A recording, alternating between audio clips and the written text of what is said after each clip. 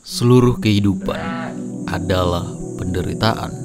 Schopenhauer percaya bahwa untuk hidup berarti jatuh pada penderitaan. Dia berpendapat bahwa penderitaan bukanlah anomali, melainkan kondisi ilmiah, inti arti dari kehidupan itu sendiri. Dia mendasari ini dari kondisi manusia dan sifat keinginan dan kemauan mereka yang tak kenal lelah. Kita dapat melihat ini sehari-hari di sekitar kita. Banyak orang yang rela bekerja mati-matian demi pengejaran kekayaan, status, dan kesenangan terus-menerus. Banyak yang melihat bahwa untuk mencapai kehidupan yang baik, seseorang harus membeli tas Louis Vuitton terbaru, membeli jam tangan Patek Philippe terbaru, McLaren warna pink, sepatu yang berwarna-warni dan menyala di waktu malam untuk memperlihatkan ke dunia bahwa dia itu kaya. Meningkatnya teknologi dan kualitas hidup bukan membuat manusia merasa puas dengan kebutuhannya terpenuhi, malah membuat mereka mencari barang mengkilap untuk menghiasi diri mereka dengan asumsi terhadap pandangan orang lain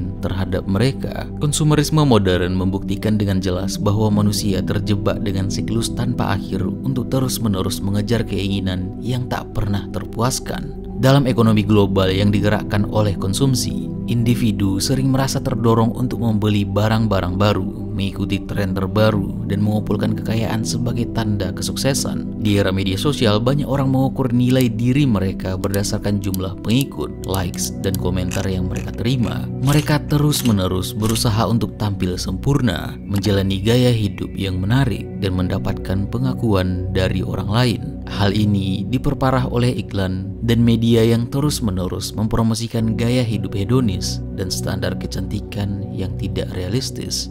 Schopenhauer menyebut dorongan manusia ini sebagai will atau will to live atau kehendak dalam bahasa Indonesia, di mana manusia diperbudak untuk terus-menerus menginginkan sesuatu, membuat manusia mengatur atau mengejar rasa sakit dan penderitaan dengan mengejar hal yang salah. Kita seringkali memilih tindakan yang tidak benar karena will ini sedang mengatur kita dan kita kurang kuat untuk melawannya. Dan di sini kita akan mencoba untuk menggali lebih dalam mengenai apa yang dimaksud oleh Schopenhauer dan filosofinya yang bisa dikatakan paling gelap dalam sejarah.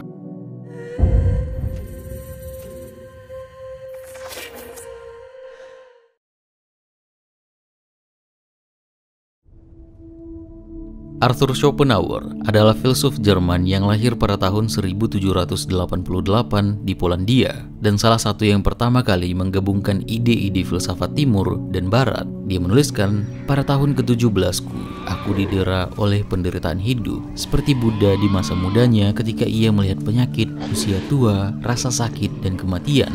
Kebenarannya adalah bahwa dunia ini tidak mungkin merupakan karya dari makhluk yang penuh kasih, melainkan dari iblis yang telah menciptakan makhluk untuk menikmati penderitaan mereka."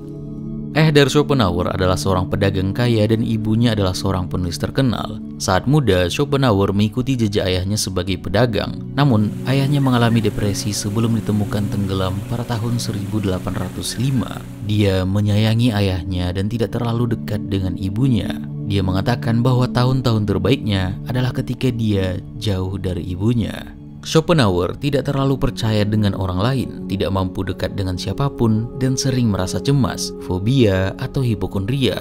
Hidupnya penuh dengan kegelapan, kesedihan, dan kesepian. Kematian ayahnya membuatnya meninggalkan kehidupan duniawi pedagang dan melemparnya ke dalam kedokteran, filsafat, matematika, sejarah, fisika, astronomi, dan yang lainnya. Dan dia nantinya menguasai bahasa Jerman, Inggris, Prancis, Italia, Spanyol, Latin, dan Yunani kuno. Pada tahun 1813, Schopenhauer pergi ke pedesaan yang tenang untuk mengerjakan tesis doktoralnya yang berjudul On the Fourfold Root of the Principle of Sufficient Reason, di mana dia menetapkan prinsip filosofis bahwa segala sesuatu memiliki alasan dan penyebab yang mendasarinya, yang menjadi tema sentral untuk karya besarnya nanti.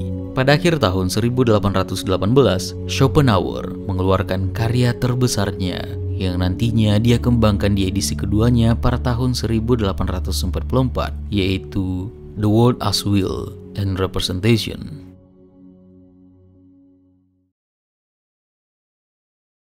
Schopenhauer memulai bukunya dengan memberikan pandangannya yang koheren dan menyeluruh mengenai pengalaman manusia dan apa yang mendasari kenyataan yang bertanggung jawab terhadap pengalaman itu sendiri. Dia mencoba untuk memahami dirinya dan dunia di mana dia hidup. Dengan ini, dia membentuk interpretasi kekuatan dasar atau esensi dari realitas. Dia menyebutnya dengan will atau kehendak, yang disebut juga dengan will to live atau kehendak untuk hidup. Pandangan ini berdasar jauh terhadap deklarasi Descartes, cogito ergo sum, I think therefore I am. Aku berpikir, maka aku ada, yang menjadi dasar penjelasan bahwa pikiran dan tubuh manusia adalah entitas yang berbeda, di mana pikiran memiliki peran unik dalam membentuk realitas yang kita sadari. Begini, ketika semua yang kita persepsikan dengan indera kita bisa saja bukan hal yang sebenarnya, karena mudahnya hal itu dimanipulasi, dan bisa saja semua yang ada di dunia luar hanya ilusi atau mimpi, dan kita bahkan tidak tahu kita sedang berada dalam mimpi ketika kita bermimpi. Dari sini, semua hal bisa diragukan. Bisa saja semua yang terjadi bukanlah kenyataan.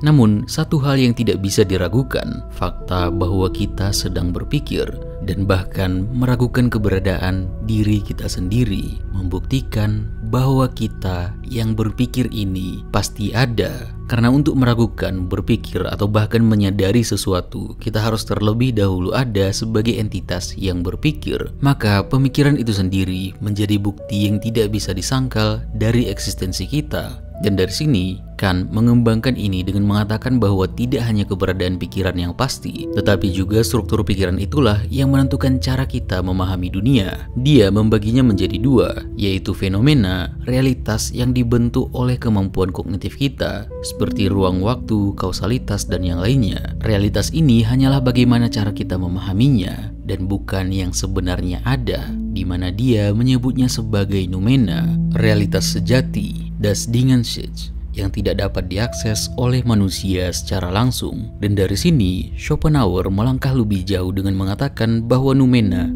realitas sebenarnya yang tidak dapat kita akses, adalah will atau kehendak, di mana dia adalah dorongan irasional yang mendasari semua kehidupan dan fenomena yang terjadi di dunia. Will atau kehendak ini adalah kekuatan buta tanpa arah yang menggerakkan semua makhluk hidup untuk bertahan hidup dan berkembang dengan dasar yang tidak bisa kita jelaskan dengan logika kita. Schopenhauer menjelaskannya dengan alegori Plato, di mana kita adalah orang-orang yang duduk di dalam gua gelap, tidak dapat memutar kepala, hanya bisa melihat bayangan-bayangan dan tidak pernah melihat benda-benda nyata. Kebijaksanaan kita hanya berdasar pada bayangan ini. Namun yang sebenarnya ide-ide abadi, bentuk asli dari semuanya, noumena, meskipun ada, tidak bisa kita ketahui. Manusia yang tidak bisa melihat ilusi di balik semua ini, menurut Schopenhauer, tidak bisa memahami filsafat dengan lebih mendalam. Di balik semua perubahan dan pergerakan yang terjadi di dalam dunia ilusi ini,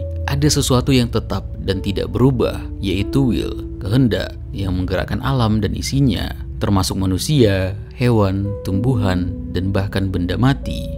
Schopenhauer menggambarkan will ini sebagai lingkaran, di mana tidak ada awal dan juga tidak ada akhir, terus berulang-ulang dan tidak pernah berubah, selalu ada dan selalu berputar. Will atau kehendak ini mungkin bisa membuat kebingungan karena seringkali dikaitkan dengan kepribadian atau tujuan tertentu. Namun, kehendak di sini bukanlah individu atau entitas yang memiliki tujuan spesifik, melainkan kekuatan universal yang mendasari semua hal yang ada di alam semesta. Ini adalah esensi dari hal itu sendiri. Dia adalah kekuatan kosmos yang menggerakkan seluruh eksistensi. Namun menurut Schopenhauer, dia tidak rasional ataupun teratur. Tidak ada tujuan atau maksud tertentu.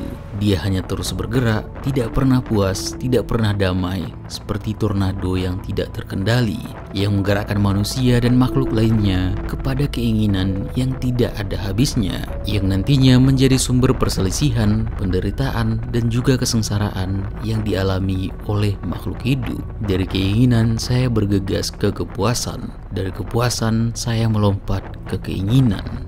Kesimpulan Schopenhauer sangat mirip dengan filsafat besar di timur seperti Hinduisme dan Buddhisme, di mana hubungan manusia dengan realitas menjadi gagasan sentral dalam keduanya, dan Schopenhauer menambahkan lapisan pesimisme gelap dalam campurannya. Kehidupan manusia pasti adalah semacam kesalahan. Kebenaran ini akan cukup jelas jika kita hanya ingat bahwa manusia adalah campuran dari kebutuhan dan keharusan yang sulit dipuaskan, dan bahwa bahkan ketika kebutuhan itu terpenuhi, yang ia peroleh hanyalah keadaan bebas dari rasa sakit, di mana tidak ada yang tersisa baginya selain menyerah pada kebosanan. Seperti pria pincang yang duduk di atas bahu raksasa buta. Karena dia bisa melihat, dia mengarahkan langkah-langkah raksasa tersebut. Dari sinilah dunia itu terbagi menjadi dua. Yang pertama, dunia sebagai representasi, dan yang kedua, kehendak sebagai kekuatan irasional, di mana dunia yang kita alami sehari-hari adalah representasi yang dibentuk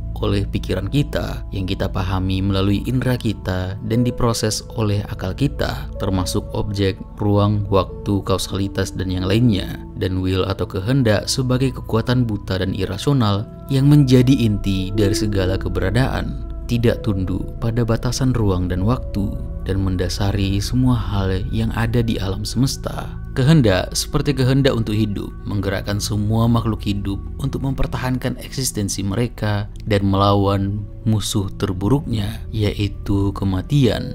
Terus-menerus berjuang melawan segala ancaman terhadap keberadaan, di mana bentuk terkuatnya adalah untuk reproduksi. Dorongan dasar yang tidak hanya mempertahankan kehidupan individu, tetapi juga memastikan kelangsungan hidup spesies, mengatasi kematian individu dengan memastikan kelangsungan generasi berikutnya. Orang buta yang kuat yang menggendong di pundaknya pria pincang yang dapat melihat.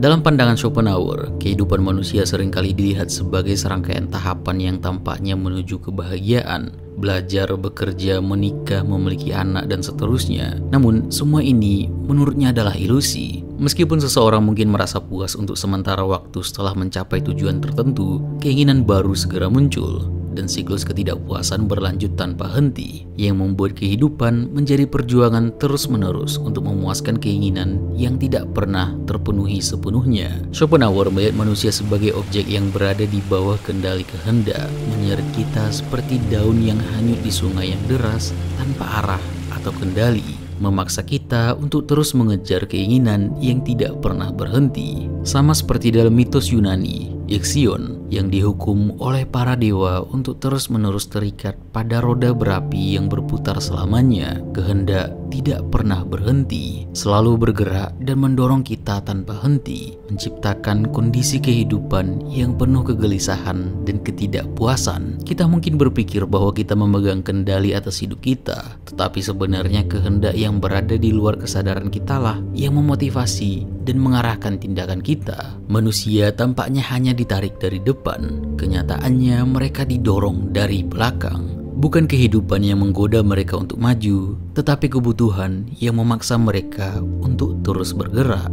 Will memberi manusia kegelisahan terus-menerus, mendorong mereka untuk menginginkan lebih banyak, mencapai lebih banyak, mengkonsumsi lebih banyak, sehingga menciptakan keberadaan manusia dengan ketidakpuasan yang abadi. Makhluk hidup seperti yang dijelaskan Darwin nantinya berusaha terus-menerus dengan segala cara untuk bertahan hidup, bahkan seringkali dengan cara yang brutal. Dikarenakan will ini, manusia seperti yang dijelaskan oleh Sigmund Freud nantinya melakukan tindakan, mengambil keputusan, dan memberikan ucapan yang didorong oleh hal-hal yang tidak disadari. Dikarenakan kehendak ini yang memperkuat pandangan bahwa kita sebenarnya tidak pernah sadar sepenuhnya dengan diri kita sendiri. Jika Schopenhauer menyaksikan budaya konsumerisme massal kita yang sakit di zaman sekarang ini, dia mungkin tidak percaya dengan apa yang dia lihat. Dia mengatakan, seseorang tidak pernah merasakan kehilangan hal-hal yang tidak pernah terpikir olehnya untuk diminta. Dia sama bahagianya tanpa mereka, tanpa hal itu. Sedangkan orang lain yang mungkin memiliki 100 kali lebih banyak merasa tidak bahagia karena tidak mendapatkan satu hal yang dia inginkan. Setiap kali satu keinginan terpenuhi, keinginan lainnya segera muncul, menyebabkan individu terus-menerus berada dalam keadaan ketidakpuasan. Hidup dengan penuh kontradiksi internal di mana keinginan yang dipenuhi hanya melahirkan keinginan yang baru, sehingga tidak pernah ada titik akhir dalam pencarian kebahagiaan. Hidup adalah kesengsaraan. karena memberikan rasa sakit sebagai stimulus utama, realitas yang mendasari eksistensi, di mana kesenangan hanyalah penghentian sementara dari rasa sakit, bahagia hanyalah penundaan dan penghentian sementara dari penderitaan. Setelah penderitaan berhenti, manusia seringkali terjebak dalam kebosanan, sensasi kekosongan eksistensi yang merupakan bentuk lain dari penderitaan, di mana individu merasa kehilangan makna atau tujuan dalam hidup.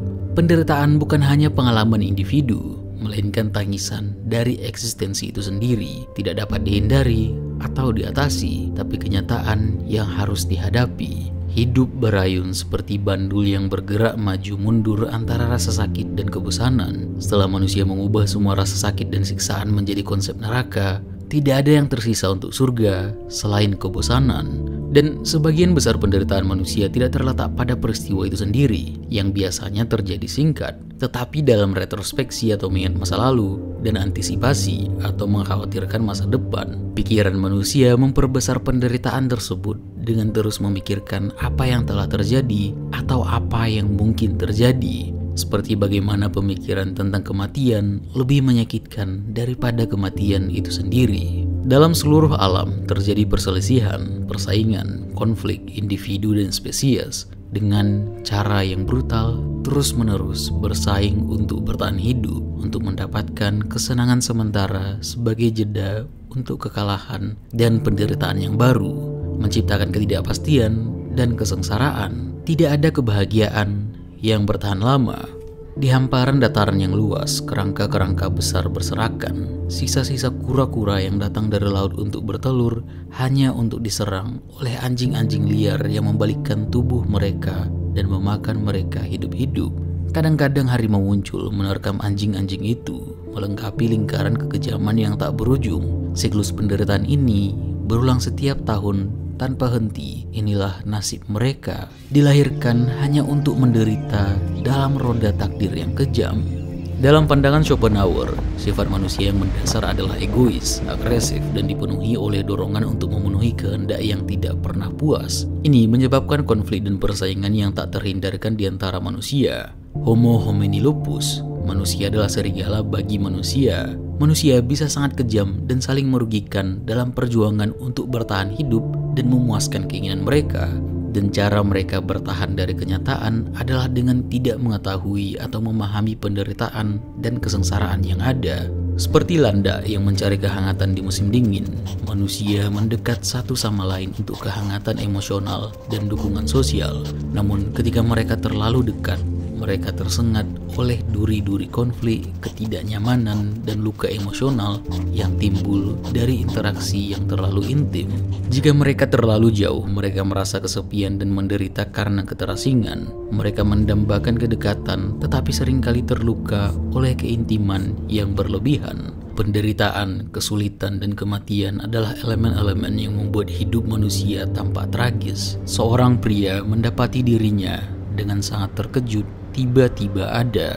Setelah ribuan dan ribuan tahun ketidakberadaan, dia hidup untuk sementara waktu, dan kemudian sekali lagi datang periode yang sama panjangnya ketika dia tidak lagi boleh ada. Hati memberontak melawan ini dan merasa bahwa ini tidak mungkin benar.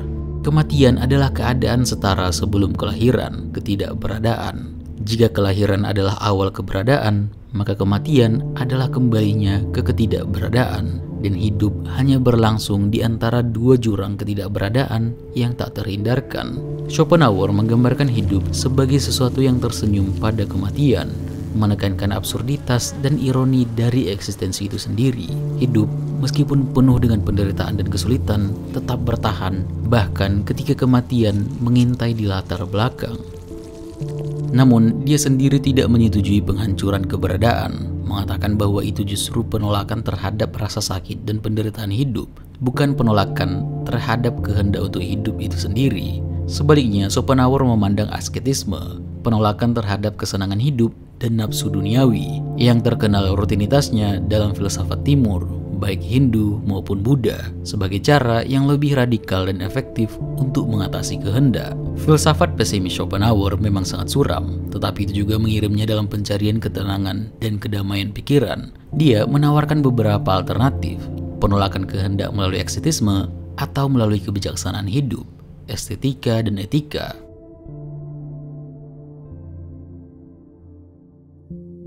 Di masa mudanya, Schopenhauer membenci teolog dan menyebut agama sebagai metafisika massa, di mana gereja mencuci otak pikiran anak-anak muda. Tapi di tahun-tahun kemudian, dia mulai melihat signifikansi mendalam dari itu semua. Bahkan dia percaya bahwa Kristen adalah filsafat pesimisme yang mendalam. Namun, dia percaya bahwa Buddha dan Hindu lebih mendalam daripada Kristen. Schopenhauer mengembangkan filsafatnya dengan berdebat melawan pendahulunya dalam filsafat Barat. Dan dia kagum dengan penemuannya, bahwa kesimpulannya mirip seperti yang sudah dikembangkan oleh Buddhis dan Hindu ratusan tahun sebelumnya, bahwa cara untuk lari dari penderitaan adalah dengan berperang secara batin melawan kehendak untuk hidup, yaitu dengan cara berhenti menginginkan. Namun, Schopenhauer sadar betapa sulitnya menjalani kehidupan seperti itu, dan dia menawarkan solusi lain yang berdasar pada ketika materi tidak bisa memuaskan keinginan seseorang, kebijaksanaan tetaplah mungkin, yang mengarahkannya kepada filsafat, estetika, dan juga etika. Filsafat sejatinya bukanlah tentang pemikiran teoretis, tetapi pengalaman hidup, di mana kita harus mengalami dan merasakannya, menghayati gagasan-gagasan filosofisnya dalam kehidupan kita sehari-hari. Buku dan teori hanya alat untuk memahami kehidupan, bukan untuk menggantikan pengalaman langsung. Dia menulis ketika ada banyak refleksi dan pengetahuan intelektual, dan sangat sedikit pengalaman, hasilnya seperti buku-buku yang memiliki 2 baris teks di setiap halaman dengan 40 baris komentar. Cara untuk keluar dari siklus keinginan dan penderitaan yang tidak pernah berakhir adalah dengan melakukan kontemplasi yang cerdas mengenai kehidupan, merenungkan esensi kehidupan secara mendalam. Menurutnya, Genius adalah kemampuan luar biasa untuk sepenuhnya meninggalkan minat, keinginan, dan tujuan pribadi, melihat dunia sebagaimana adanya, bukan sebagaimana mestinya. Ciri khas dari jenius seperti kontemplasi estetis atau penciptaan, di mana kita tidak didorong oleh keinginan atau tujuan pribadi, adalah bentuk dari pembebasan diri dari kehendak. Schopenhauer mengatakan bahwa dengan filsafat, kita walaupun hanya sementara bisa melihat dunia sebagaimana mestinya, berdiri di atas dari kehendak itu sendiri. Dia juga mengatakan bahwa ketika manusia membenamkan diri dalam pengalaman subjektif dari estetika, di situ jugalah persepsi manusia bebas dari kehendak. Dia mengatakan itu adalah keadaan bebas dari rasa sakit yang dipuji oleh Epicurus sebagai kebaikan tertinggi dan sebagai keadaan para dewa. Karena kita untuk sementara waktu dibebaskan dari perjuangan sengsara kehendak, kita menjaga sabat dari hukuman perbudakan keinginan, roda Ixion berhenti berputar. Dan ketika kita mengalami pengalaman estetika, secara objektif kita sedang mengkomunikasikan ide-ide platonis, yaitu bentuk esensial dari kesempurnaan dan keindahan, yang mewakili sifat dasar dari manusia dan dunia, yang membuat kita ketika merenungkan karya seni atau keindahan alam, kita tidak hanya memandang keindahannya dalam bentuk luar, dalam bentuk representasi, atau bentuk yang bisa kita persepsikan, tetapi memaknainya dengan lebih dalam, memaknainya sebagai realitas. Pengalaman estetika yang dirasakan membuat diri terlepas dari campur tangan kehendak dan terbenam dalam keindahan dari karya seni atau keindahan alam itu sendiri. Sesimpel melihat lukisan atau membaca puisi membuat kita melampaui kehendak pribadi dan melihat semuanya dengan lebih mendalam. Melalui pengalaman seni yang mendalam, kita dapat merasa terhubung dengan sesuatu yang lebih besar dan mengalami kelegaan dari tekanan kehendak individu, memungkinkan kita untuk melihat melampaui kehidupan sehari-hari yang penuh dengan keinginan dan penderitaan, dan menghubungkan diri kita dengan sesuatu yang lebih besar dan abadi. Dan sikap non-egoistik dari estetika ini akhirnya mengarah pada etika Schopenhauer. Etika sejati menurut Schopenhauer bukan didasari oleh iming-iming hadiah atau ketakutan akan hukuman, melainkan karena kesadaran bahwa penderitaan adalah bagian tak terpisahkan dari kehidupan, dari seluruh makhluk, yang secara logisnya membuat kita seharusnya bertindak dengan belas kasih kepada semua orang. Dan kita seharusnya tetap berbuat baik untuk mengurangi penderitaan yang terjadi dalam kesatuan ini. Dia percaya bahwa cinta tanpa pamrih dan tindakan moral muncul dari kemampuan untuk merasakan penderitaan orang lain seolah-olah itu adalah penderitaan kita sendiri. Dalam tindakan kasih sayang ini, kita melampaui egoisme dan merasa terhubung secara mendalam dengan orang lain. Schopenhauer mengajarkan bahwa melalui pengalaman empati yang mendalam, di mana kita merasakan kehidupan dan penderitaan orang lain, kita dapat mencapai ketenangan yang besar Dalam proses ini, kita tidak hanya terhubung dengan orang lain, tetapi juga dengan diri kita sendiri dan alam semesta pada tingkat yang paling mendalam. Kesadaran ini membawa perasaan kedamaian yang besar dan membebaskan diri kita dari kehendak yang tidak punya akhir.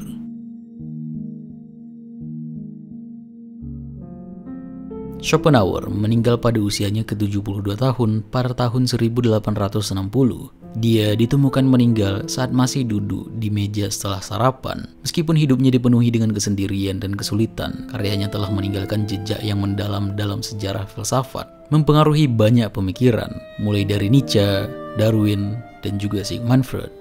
Tentu saja beberapa klaim yang dia buat cukup besar dan mungkin beberapa tidak dapat dibuktikan. Karena seperti yang dikatakan oleh Kant, kita tidak bisa benar-benar mengerti apa itu realitas. Dan juga seperti yang dikatakan oleh Descartes, semuanya bisa saja diragukan, kecuali orang yang meragukan itu sendiri. Setiap upaya untuk mendefinisikan realitas yang melampaui logika merupakan paradoks yang tidak dapat dipecahkan. Kalau kita bertanya-tanya seperti apa itu kehendak, dari mana asalnya, bagaimana cara kita membuktikannya, itu semua tidak dapat dijawab. Dan membenamkan diri dalam asketisme hanya terlihat seperti kehendak yang mencoba melawan dirinya sendiri, lari dari inti dari kehidupan itu sendiri. Dan kalau kita melihat pandangan Nietzsche nantinya, dia mengatakan bahwa siklus keinginan dan ketidakpuasan yang tidak pernah berakhir ini sebenarnya adalah hal yang baik, yang bisa kita gunakan sebagai bahan bakar untuk mengatasi diri sendiri dan tumbuh, memperoleh makna kehidupan. Dan karyanya, Schopenhauer, mungkin bagi beberapa orang mengejutkan dan bagi beberapa lainnya menenangkan. Dan itu bukti kejeniusannya dalam menciptakan ini,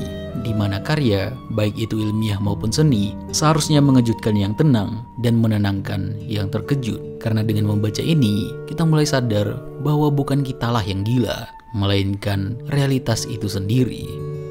Terima kasih.